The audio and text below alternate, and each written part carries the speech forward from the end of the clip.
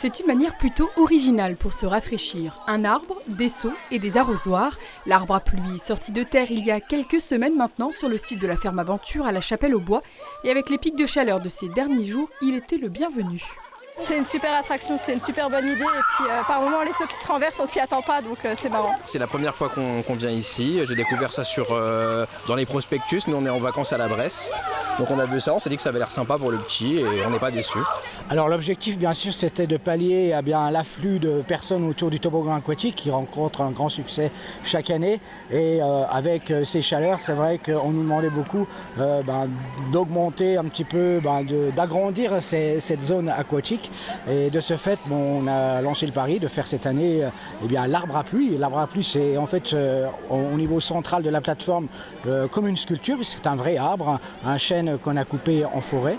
Une fabrication maison qui a un coût, 40 000 €, mais un investissement nécessaire pour continuer à développer le parc, bien connu pour son parcours pieds nus et ses labyrinthes notamment. On a mis en place de nouvelles activités comme les escape games qui intéressent un peu plus les ados.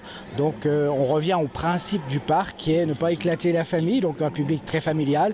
Et les adultes sont aussi bien intéressés par les jeux sur le parc que les ados, que les jeunes enfants. Touché par la pluie et non pas celle de l'arbre cette fois, le parc a connu une période difficile très vite après l'ouverture, comme l'ensemble des sites extérieurs vosgiens.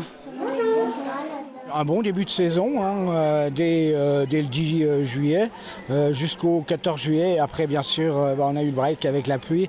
Donc une saison un peu en dents de scie avec des jours assez chargés et des jours où on voit un petit peu moins de monde. Mais en résumé, on fera quand même une bonne saison. On devrait être autour des 30 000 visiteurs à peu près au moment-là. Donc je ne sais pas si on atteindra les 40 000 visiteurs de l'an passé. Mais enfin, la fin de l'été, les dernières semaines vont le dire.